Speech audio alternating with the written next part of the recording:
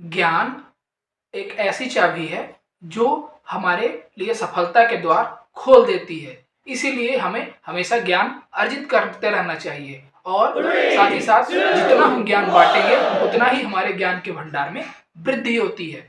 नमस्कार साथियों, हमारे YouTube channel Shiv Shakti study mind पे एक बार फिर से आपका हार्दिक स्वागत है। आज हम फिर से लेकर हाजिर हैं यूपी बोर्ड परीक्षा 2025 विशेषांक। आज का हमारा वीडियो होने जा रहा है कक्षा 12 के विद्यार्थियों के लिए। आज हम बात करेंगे अर्थशास्त्र यानी इकोनॉमिक्स के प्रश्नों की।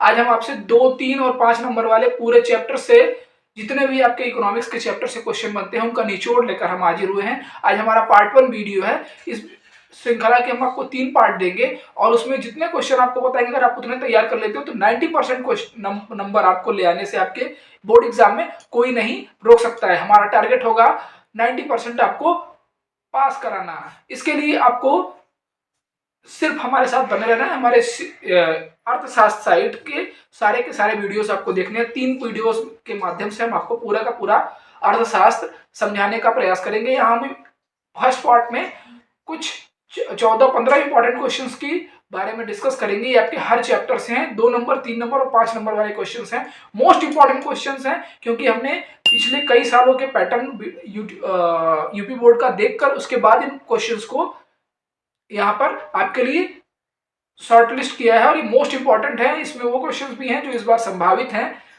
या कई बार पूछे गए हैं। बस आपको लास्ट तक बने रहना है और हम आपको आसानी से अच्छे तरीके से समझा पाएंगे। आइए देख लेते हैं। सबसे पहला प्रश्न है, आर्थिक एवं अनार्थिक क्रियाओं में क्या अंतर होता है, इसको दर्शाइए। अगला है आपका पूंजीवाद किसे कहते हैं या पूंजीवाद क्या है। केंद्रीय योजनाबद्ध अर्थव्यवस्था किसे कहते हैं। अगला प्रश्न है आपका सकारात्मक या वास्तविक विश्लेषण या सकारात्मक या वास्तविक आर्थिक विश्लेषण किसे कहते हैं। अगला प्रश्न है आपका बाजार अर्थव्यवस्था क्या है, इसकी 2 प्रमुख विशेषताएं बताइए। अगला प्रश्न है समाजवादी अर्थव्यवस्था किसे कहते हैं। नेक्स्ट क्वेश्चन है आपका उपयोगिता यानी मुंडी गुण का क्या अर्थ है। उपयोगिता या मुंडी गुण उपयोगिता का क्या अर्थ है। सीमांत उपयोगिता ह्रास्य नियम क्या है, लिखिए। सीमांत उपयोगिता ह्रास्य नियम क्या है, इसे लिखिए। अगला है आपका धनात्मक और ऋणात्मक उपयोगिता से आप क्या समझते हैं। इन दोनों की परिभाषा और इसमें अंतर हमें पता होना चाहिए। अगला प्रश्न है आपका वस्तु की मांग कौन करता है। बाजार मांग अनुसूची क्या होती है।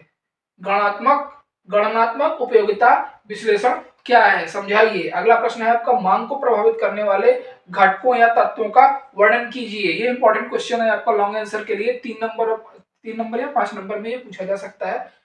मोस्ट इंपॉर्टेंट है आपका, ध्यान दीजिएगा। मांग को प्रभावित करने वाले घटकों या तत्वों का वर्णन कीजिए। अगला प्रश्न है लागत का क्या अर्थ है। अगला और अंतिम प्रश्न आज के पार्ट का है कि निम्न को समझाइए। क्या कुल लागत क्या होती है, औसत लागत क्या होती है और सीमांत लागत क्या होती है। इन पर आपको टिप्पणी लिखनी है। यह आपके फर्स्ट पार्ट के हमारे इस सीरीज अर्थशास्त्र सीरीज के या इकोनॉमिक्स के फर्स्ट पार्ट के ये 15 क्वेश्चंस हैं। अगर आप इन्हें तैयार करते हो, इसी तरह से 2 पार्ट हम और लेकर आएंगे।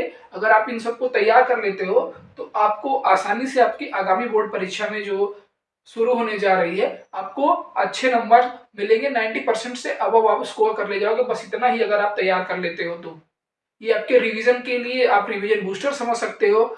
इसके साथ साथ हम आपसे कुछ बातें स्पेशल आपके बोर्ड एग्जाम से रिलेटेड शेयर कर रहे हैं। अपने जो आप कॉपी भरेंगे उसमें जो कोडिंग वगैरह जो आपको भरनी है वो ध्यान से भरिएगा। उसमें कटिंग मत कीजिएगा क्योंकि वहां पर व्हाइटनर की आपके बोर्ड एग्जाम में सख्त मनाही है। अगर आप वहां व्हाइटनर यूज करते हो तो नुकसान है, इसलिए उसको सही से भरिएगा क्योंकि उसी से आपकी कॉपी चेक होती है। आपका नाम गांव तो कहीं लिखा नहीं होता है, सिर्फ रोल नंबर और जो कोडिंग आप करते हो उसी हिसाब से आपकी कॉपी चेक होती है। तो बॉक्स अच्छे से भरिएगा, सही भरिएगा। इंस्ट्रक्शन जो आपके रूम में इन्विजिलेटर होते हैं, मतलब जो परीक्षक कक्ष निरीक्षक होते हैं, उनकी बातों को ध्यान से सुनिएगा। कोई भी चीज डाउट होने पर आप उनसे डिस्कस करके ही तभी आगे करिए क्योंकि वो टीचर हैं और आप वहां पर एग्जाम देने गए हो।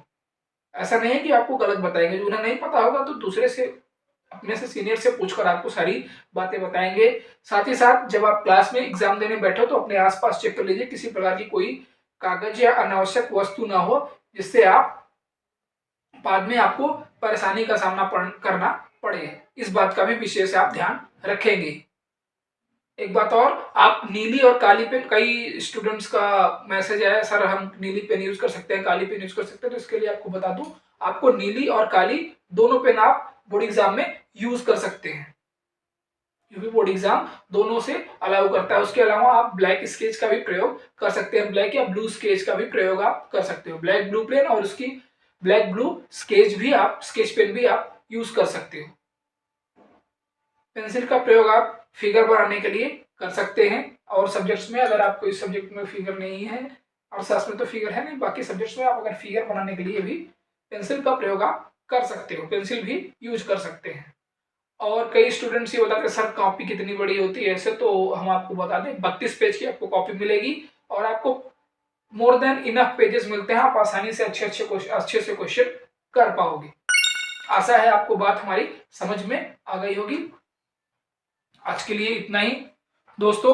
अगर आपको हमारा समझाने का तरीका अच्छा लग रहा हो, हमारी बात आपको समझ में आ रही हो, हमारा पैटर्न अच्छा लग रहा हो, हमारे वीडियोस अच्छे लग रहे हैं, तो प्लीज प्लीज प्लीज हमारे चैनल को, अगर आपने अभी तक सब्सक्राइब नहीं किया है या हमारे साथ आप नए जुड़ रहे हैं, तो इसे सब्सक्राइब जरूर कर लें, वीडियो को पूरा देखा करें, क्योंकि हम लास्ट में आपको कुछ उपयोगी टिप्स हर बार हर वीडियो के लास्ट में देते हैं। साथ ही साथ वीडियोस को पूरा वॉच करिए, लाइक करिए अगर आपको अच्छा लग रहा हो तो, और अपने और सब साथियों के साथ शेयर करिए जिन्हें इसकी आवश्यकता है। इसी के साथ हमारा प्रयास आपकी सफलता। धन्यवाद।